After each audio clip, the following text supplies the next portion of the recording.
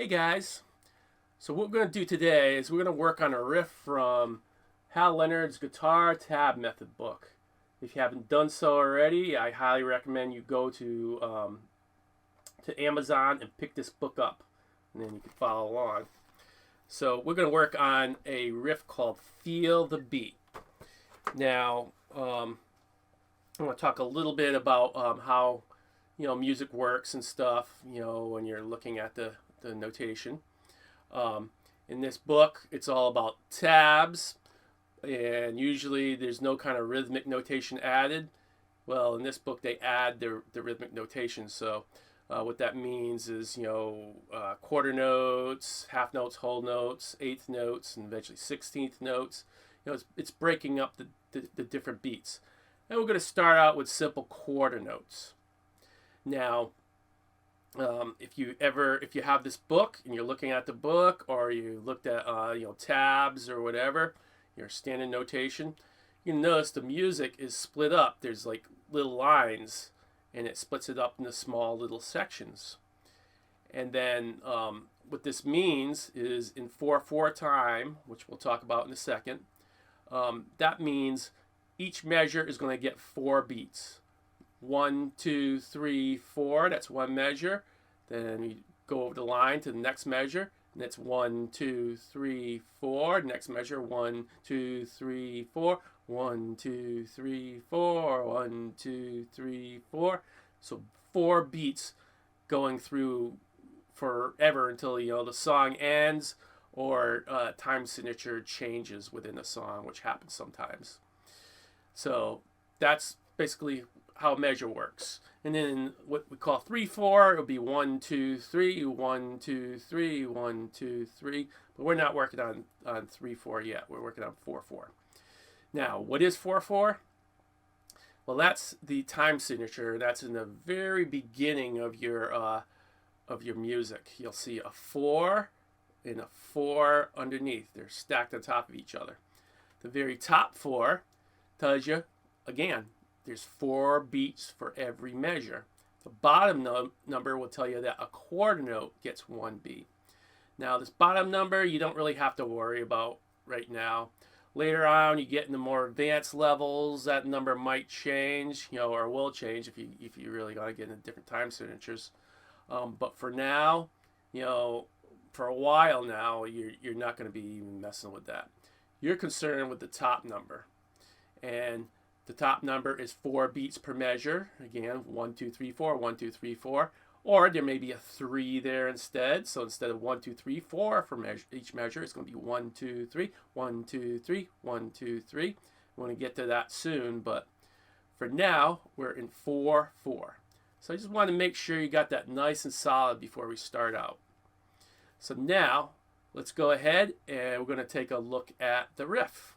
So I'm going to bring the camera down. And here is that riff.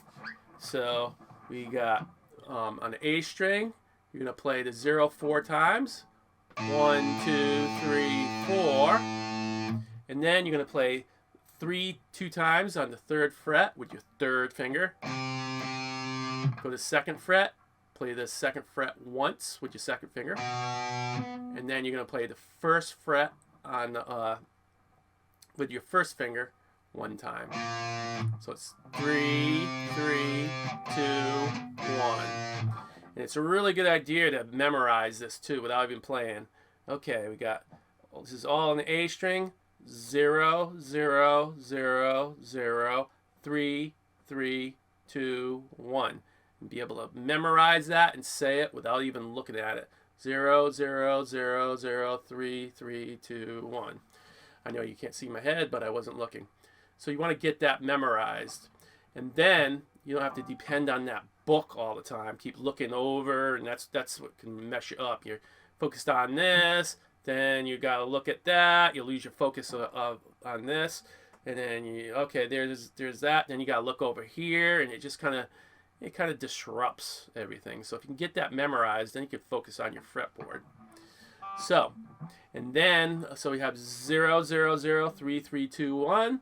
Kind of don't worry about the rhythm at first. Just kind of, all right, just play it. 0, 0, 0, 0. So last one, 3, 3, 2, 1. Okay. 3, 3, 2, 1. You know, do that over a few times, making sure you can play it and not worry about the rhythm or anything. Or even if you're just using one finger, that's okay. But try to go for the correct fingering at first.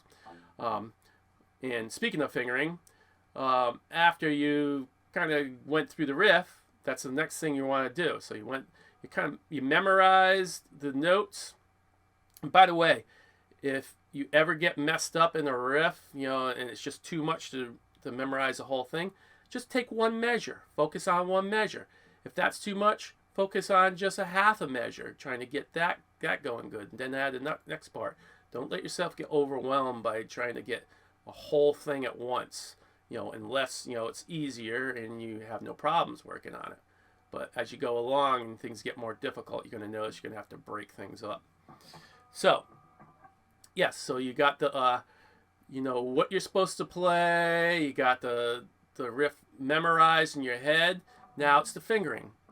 So again, zeros are pretty easy. You just hit the open string. This is on the A string. And then you got to place your fingers. The threes are going to happen to be your third fret and your third finger on the third fret. And then second finger in the second fret. You play it once. First finger in the first fret. So they all have their assigned frets. So there's no mixture. First finger first fret, second finger second fret, third finger third fret. So then all you got to do is just play what you memorize. 3, 3, 2, 1. 3, 3, 2, 1. And then there's that part. Now you got that going. Then go ahead and start just going to go through it. Do the best you can. Play it as evenly as you can. And you want to do it 4 times. So we go 1, 2, 3, 4. 0, 0, 0, 0, 3, 3, 2, 1. 0, 0, 0, 0, 3, 3, 2, 1. 0, 0, 0, 0, 3, 3, 2, 1. 0, 0, 0, 0, 3, 3, 2, 1. You know, and even though it's not perfectly in time, don't worry about it. Just do the best you can right now. It's just trying to play through the riff, get it going, and then you know, get the timing a little bit more even. So you want to keep working on that, but then you actually want to look at the rhythm itself, all by itself, to make sure you get it down. So I'm gonna back up just a little bit so you can see my leg. So as I said, these are quarter notes within this riff. So quarter note means every quarter note is going to get 1 beat. So remember, it's 4 beats per measure. 1, 2, 3, 4. 1, 2, 3, 4. In this riff, you're actually playing a note on every single beat because they're all quarter notes throughout the whole thing. So that means that what you want to do is, we're not going to play the riff right straight off with the timing. We're going to take an open string, so you don't have to think about the riff. You can just focus on the rhythm.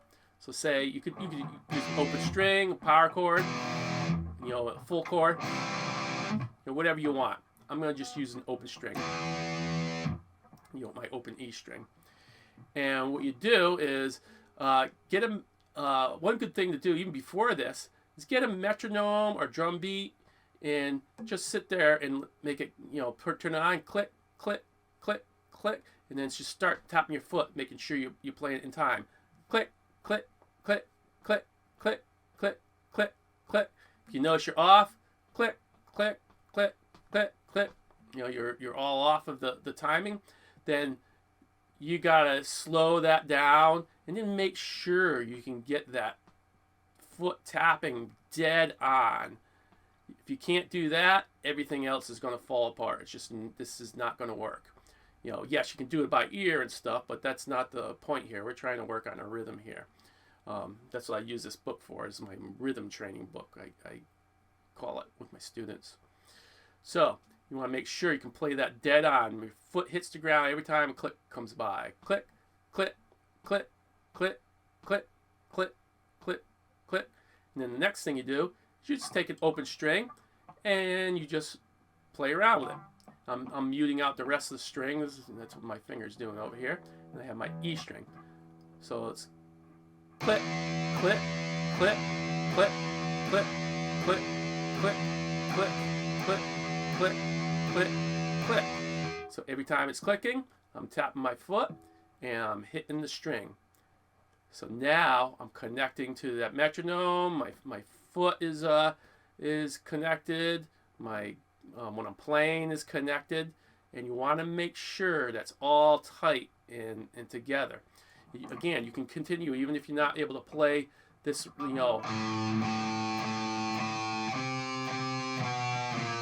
even if you're not be able to play that riff dead even, that's okay. Just keep running through that, but as a separate part of your practice, take that one string and work on getting that dead on. And when you can, then you're in good shape. If you can't, then keep working on it until you can. So now, say you're at that point, I'm nailing this, I got this good. Then you want to start adding in the actual riff. So, and what you're going to do is you want to actually verbally say what those fret numbers are. I'll explain why in a second. But as you go through, hopefully you memorize it again. 0, 0, 0, 0, 3, 3, 2, 1. And you just tap your foot and then start adding in the notes. 1, 2, 3, 4. 0, 0, 0, 0, 3, 3, 2, 1. 0, 0, 0, 0, 3, 3, 2, 1. And you do that like 4 times in a row. I'll go through it 4 in a second, but so that's really important. The reason you want to actually say these fret numbers out loud, there's a couple reasons. The first reason is so you keep track of it. There's so many times that someone will just 0, 0, 0, 0, and then that someone that's not counting it all, they'll hit the 3, 1. Oh wait, what's going on there? So they'll get confused and something doesn't sound right and they're playing it wrong. Where if they counted it, they would catch themselves. 0, 0, 0, 0, 3, 3. Oh, I said 3, but I hit 2. So it's a way of catching yourself, and you're connecting, exactly what you're supposed to be playing, what's going on in your head, to the guitar, and that's so important to connect those things, and eventually what you want to do is you want to actually be humming it. So you're going to start out by going 0, 0, 0, 0, 3, 3, 2, 1, 0, 0, 0, 0, 3, 3, 2, 1. But eventually you're going to be humming it. Bum, bum, bum, bum, bum, bum, bum, bum, bum, bum, bum, bum, bum, bum. So that's eventually where you want to go with this. And the reason you want to do that is if you're counting or you're humming it, one thing is you're connecting to the guitar. You're not just playing, from the fretboard. You're actually connecting what's going on in your mind to your guitar. And ultimately, when you're playing, you want to be humming whatever you're playing. It doesn't have to be out loud, but, in your head or whatever, because you want to connect. You want to hear the music in your head and make it come out onto the guitar. And that's your ultimate goal. And that's what all us musicians are striving for, to master that. And, even a Satriani or Vi, even though they're really good at it, they're always trying to improve upon that. So, so that's important.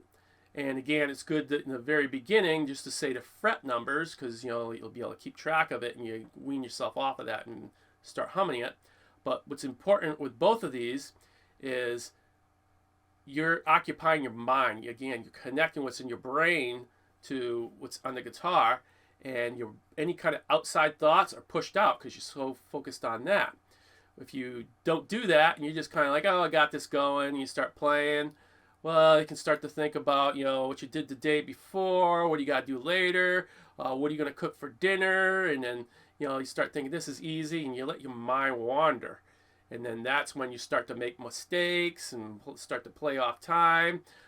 If you play something and you mess up, then it's like, oh my God, where was I? And then you got to think about it, and then you're making more mistakes. Where if you're humming something, and even then, if you make a mistake, you keep humming it, and then boom, you're going to be able to jump right back in. So the main thing there is if you actually say the fret numbers or hum, eventually, you move on to humming the notes. You're pushing all those thoughts out. So that's really important that you do that.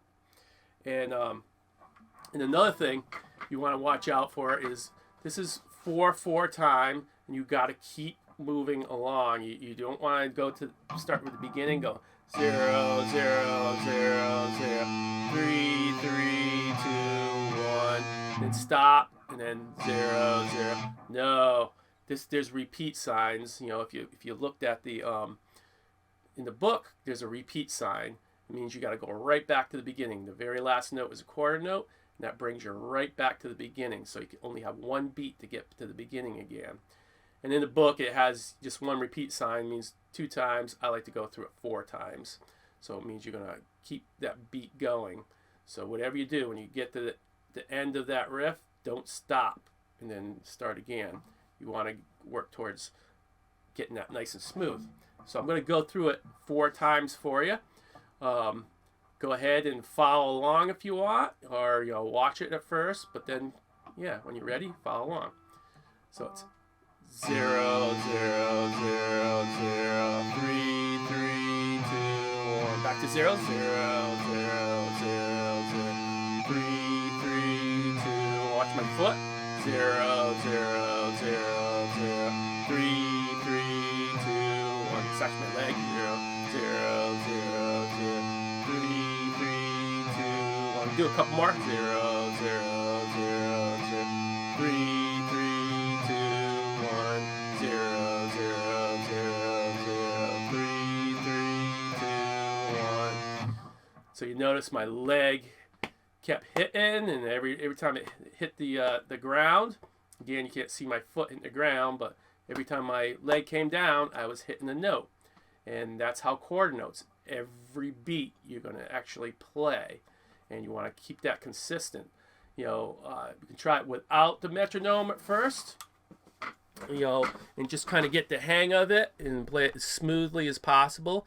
But then I recommend bringing in the metronome or even a drum beat. Drum beat sometimes is a little more fun to play along with, and get that down, get that rhythm solid.